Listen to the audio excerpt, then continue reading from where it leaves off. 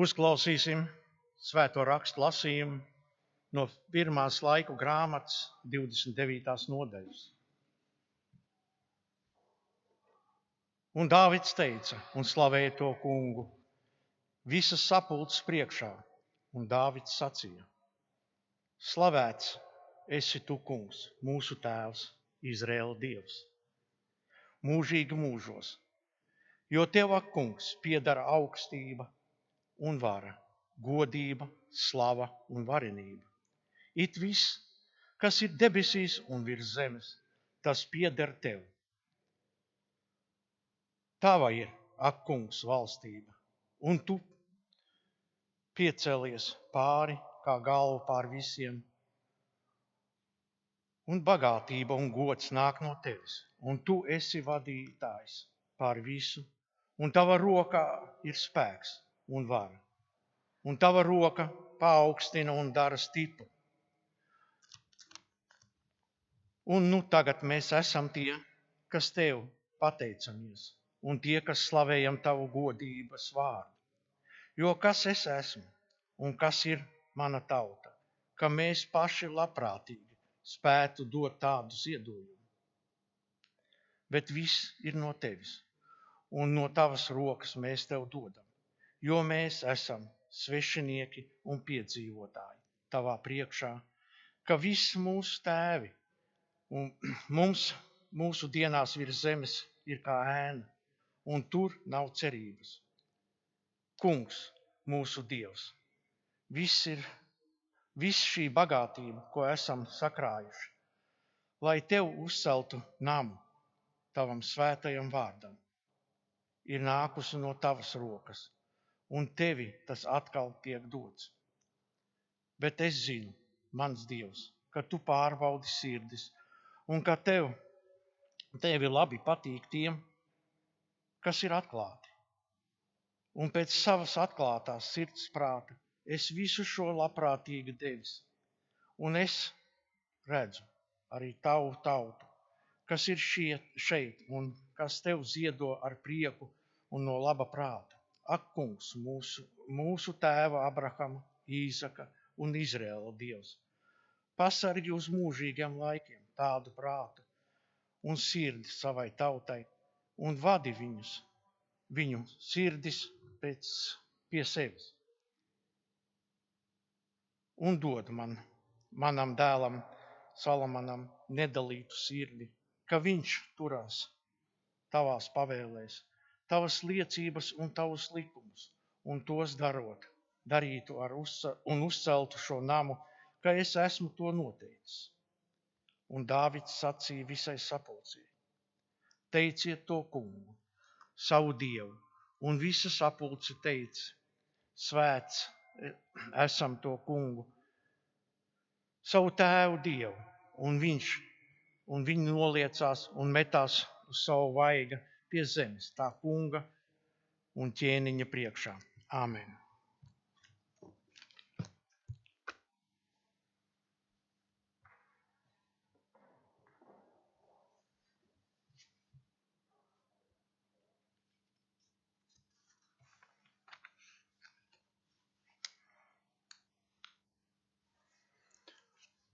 Lasījums no Pāvila vēstules Galatiešiem. Brāļi, es runāju cilvēcīgi, arī cilvēka pēdējo gribu, kas ir stājusies spēkā, neviens neatceļ, nec pieliek tai ko klāt. Ābrahamam un viņa dzimumam ir doti apsolījumi. Nav rakstīts un dzimumiem, tas ir par daudziem, bet par vienu, un tavam dzimumam, proti Kristum. Bet es saku to, Dieva jau sen spēkā nākušo gribas izpausmi neatceļ bauslība, kas dota 430 gadus vēlāk. Tā nevar iznīcināt apsolījumu, jo ja ar bauslību nāk mantojums, tad vairs ne ar apsolījumu, bet Abrahamam to Dievs ar savu apsolījumu ir dāvinājis. Kāpēc tad ir dota bauslība? Pārkāpumu dēļ. tā ir klāt pielikta, lai nāktu dzimums, kam ir dots apsolījums. Eņģeļu dotā tā ir starpnieka roku uzrakstīta, kur viens tur nav starpnieka, bet Dievs ir viens vienīgs. Vai tad bauslība ir pret Dieva apsolījumiem? Nekādā ziņā nē, jo, ja būtu dota bauslība, kas spēj dzīvu darīt, tad patiesi taisnība nāktu ar bauslību, bet raksti ir it visu saslēguši grēkā, lai apsolījums taptu dots ticīgajiem, ticībā uz Jēzu Kristu. Bet pirms nāca ticība, mēs bijām turēti ieslēgti bauslības važās, līdz parādītos ticība, kurai bija jānāk. Tātad bauslība līdz Kristum ir bijusi mūsu audzinātāja, lai mēs ticībā kļūtu taisnoti. Bet, kad ticība ir nākusi, tad audzinātājai vairs nav varas pār mums. Jūs jau visi ticēdami uz Jēzu Kristu esat Dieva bērni, jo jūs visi, kas esat kristīti Kristus vārdā, esat tērpušies Kristū. Tur nav ne jūda, ne grieķa, ne kalpa, ne svabadā, tur nav ne vīra, ne sievas, jo jūs visi esat viens Kristū Jēzū. Bet, kad jūs piederat Kristam, tad jūs esat Ābrahama dzimums, mantinieki pēc apsolījuma. Āmen.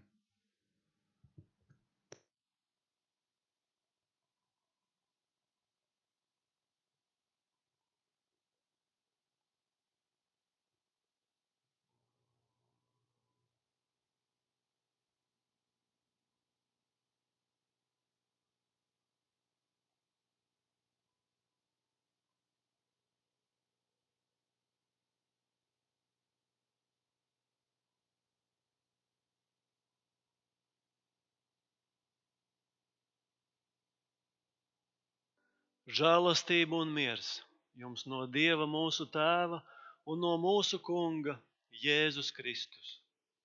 Uzklausīsim mūsu Kunga Jēzus Kristus evaņģēliju, ko uzrakstījis svētais Lūka 17. nodaļā.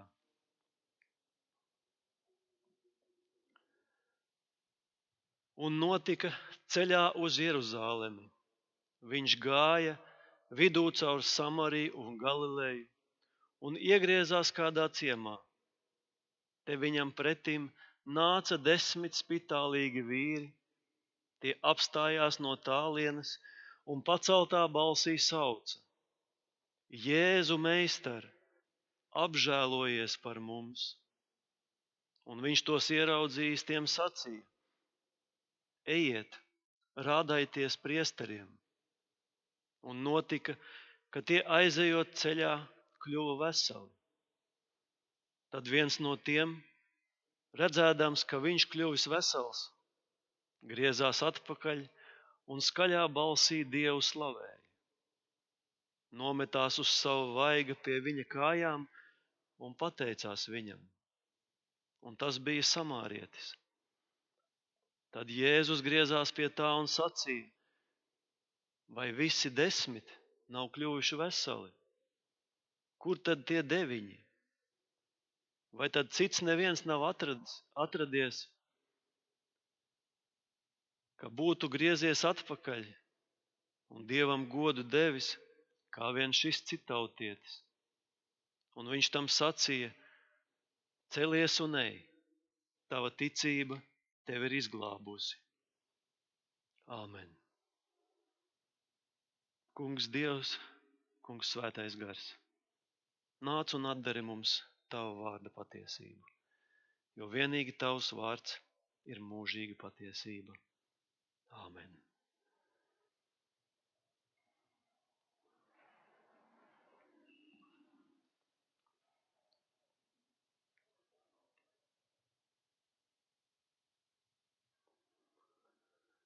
Lai tev laba veselība!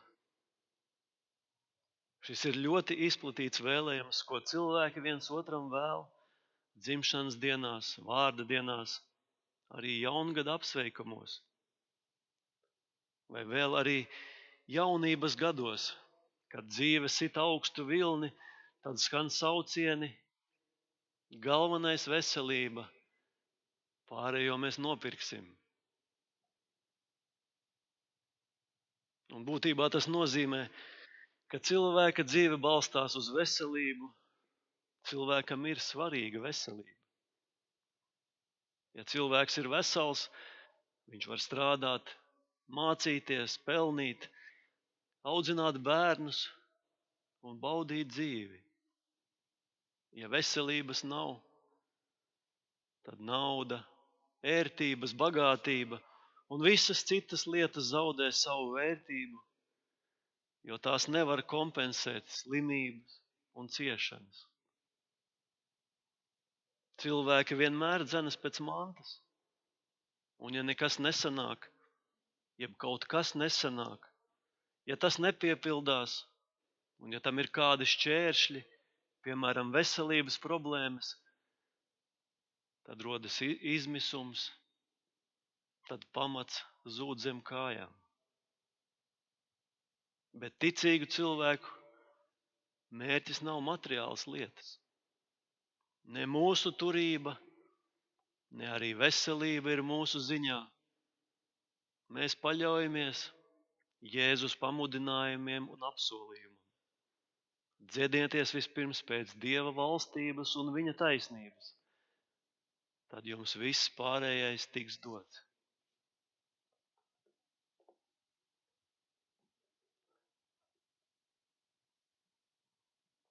Mans vectēvs tika izsūtīts uz Sibīriju.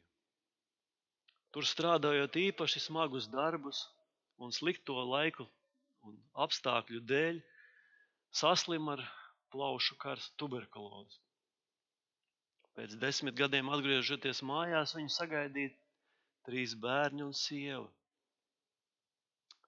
Bet, lai viņus neaplipinātu ar šo lipīgo slimību, vectēvs dzīvoja viens mājas otrā pusē ar atsevišķu ieeju.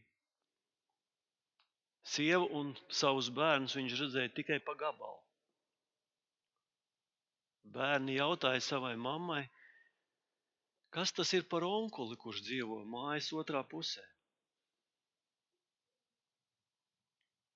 Slimība bija tik smaga, kad vectēvs pēc dažiem gadiem nomira.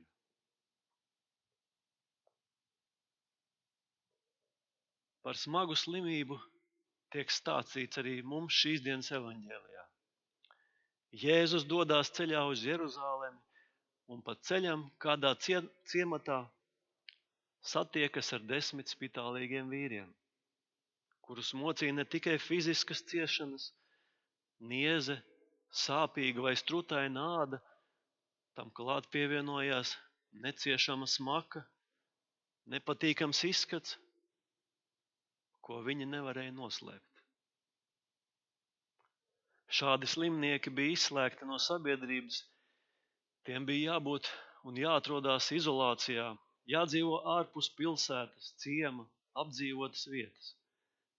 Viņi nedrīkstēja kontaktēties ar saviem tuviniekiem, tiem bija jāstaigā saplēstās drēbēs, ar neapsegtu galvu un aizsegtu mutes daļu. Viņiem bija jābrīdina citi par savu atrašanās vietu un jābrīdina, ja kāds garām gāja un tuvojās, tad šie pa gabalu jau skaļi sauca. Nešķīsts, nešķīsts, es esmu nešķīsts. Viņi dzīvoja vienīgi no tā, ko tiem atnesa un atstāja līdzjūtīgi radinieki vai draugi. Viņiem bija jācieš ne tikai spēcīgas fiziskas, bet arī īpaši garīgas mokas, ko rada atstumtība un pamestība. Šī slimība tika uzskatīta par augstāko nešķīstības pakāpi. Un kā nešķīstiem, protams, viņiem arī tika liekta ieiet templī.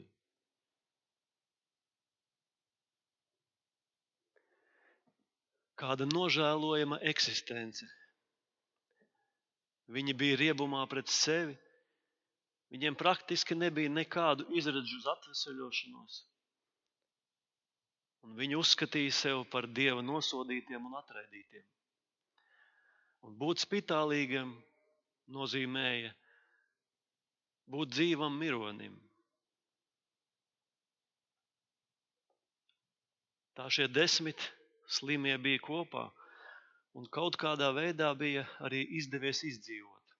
No kurienes viņi nāca un kas viņi bija bijuši iepriekš, šeit netiek minēts. Ne vārds, ne piederība. Kā mēs redzam, tam pat nav nozīmes, jo arī kāds samārietis bija viņu vidū, kurš parastos apstākļos būtu ticis atraidīts. Bet šajos slimības apstākļos viņi visi bija pilnīgi vienādi. Un tā visi stāv ar atbilstošu ievērotu distanci pretim Jēzum un sauc: Jēzu meistar, apžēlojies par mums. Pārsteidzoši, ka šie 10 nelūdz dziedināšanu, bet gan žēlastību. Salīdzinot ar ebreju attieksmi pret nešķīstiem cilvēkiem un svežzemniekiem, Jēzus ir apstājies un uzklausa atstumto lūgumus.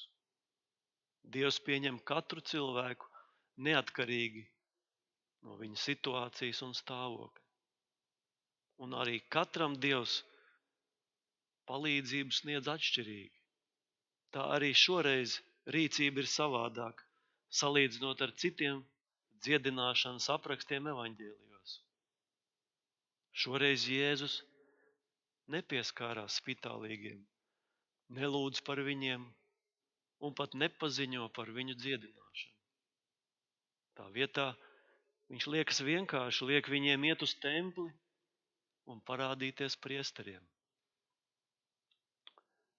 Vecajā derībā, 3. Mūzes grāmatā, slimībai ir atvēlētas 2 nodaļas ar bauslības noteikumiem, kur sīki un smalki ir aprakstīts, kā ir jārīkojas gan spitālīgiem, gan apkārtējiem, gan priesteriem, ja kādam ir šī slimība. Lai gan priesteri nebija ārsti, kas ārstēja slimības, bet viņi bija tie, kuri noteica, vai cilvēkam ir šī slimība, vai viņš ir dziedināts, vai cilvēks ir šķīsts, vai viņš ir nešķīsts. Kā mēs lasām tālāk, notika, ka ceļā uz templi 10 spitālīgie atklāja, ka viņu slimība ir izzudusi. 9 turpina ceļu tālāk, bet viens, slavējot Dievu, atgriezās atpakaļ pie Jēzus. 9. Varbūt šie 9 domā, ka pēc visām ciešanām ir pelnījuši atpūtu. Mēs nezinām. Varbūt viņi steidzās, kā ātrāk satikties ar saviem ģimenes locekļiem un draugiem, pēc kuriem viņi tik ļoti bija noilgojušies tik ilgu laiku. Mēs nezinām. Varbūt viņi pēc iespējas ātrāk steidzās sākt jaunu dzīvi un aizmirst to, kas ar viņiem viss bija bijis iepriekš. Arī to mēs nezinām. Bet varbūt viņi ievēro Jēzus teikto un iet pie priesteriem. Mēs nezinām.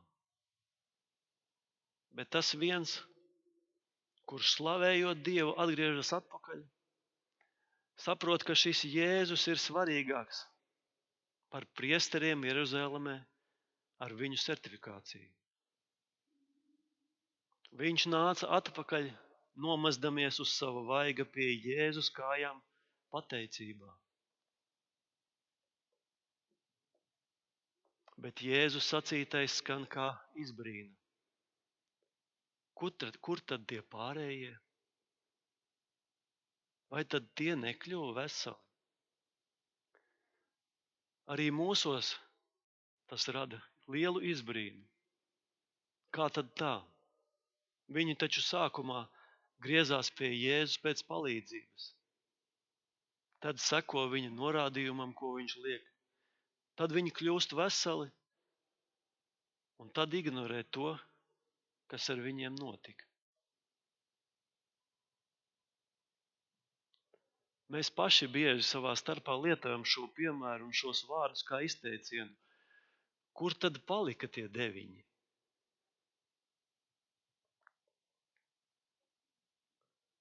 Nepateicība ir pasaules atlīdzība. Šis apgalvojums labi atspoguļo to, kas notiek tik bieži. Nepateicība tā maina attiecības starp vecākiem un bērniem, starp kaimiņiem, starp draugiem, sabiedrībā, arī draudzē. Nepateicība maina attiecības ar Dievu. Un nepateicība ir apgalvojums, ka mēs paši to esam pelnījuši, mums tas pienākās. Un tiklīdz šī ideja nostiprinās mūsos, pateicība pazūd.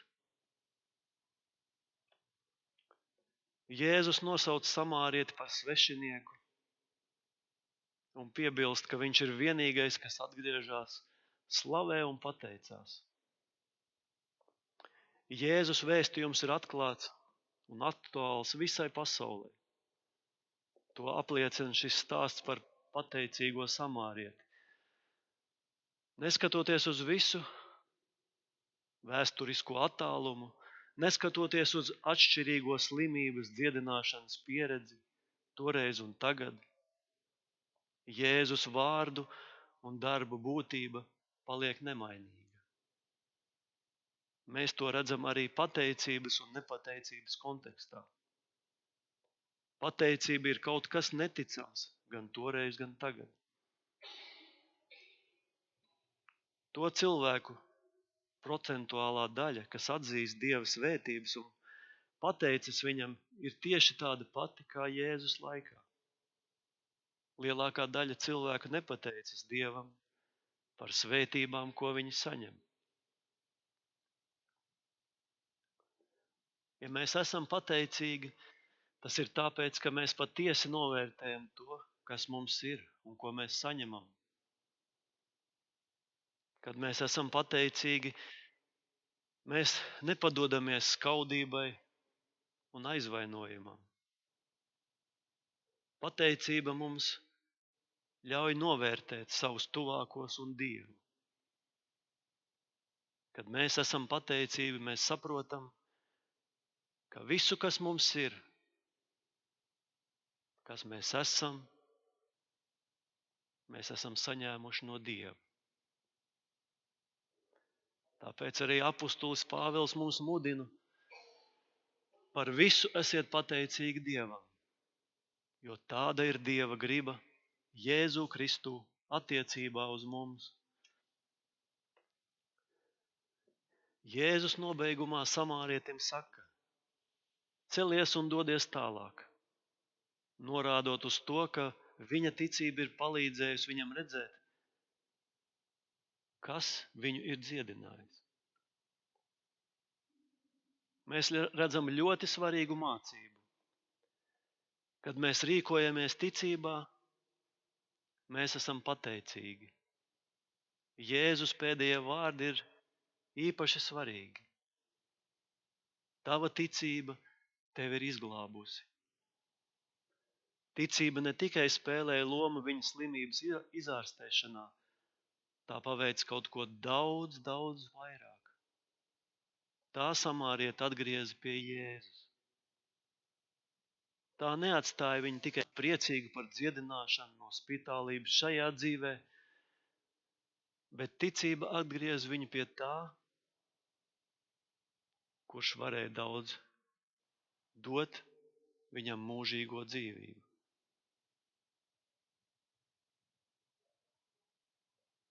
Neskatoties uz visu, mēs zinām, cik daudz grūtību un ciešanu joprojām pastāv mūsu vidū.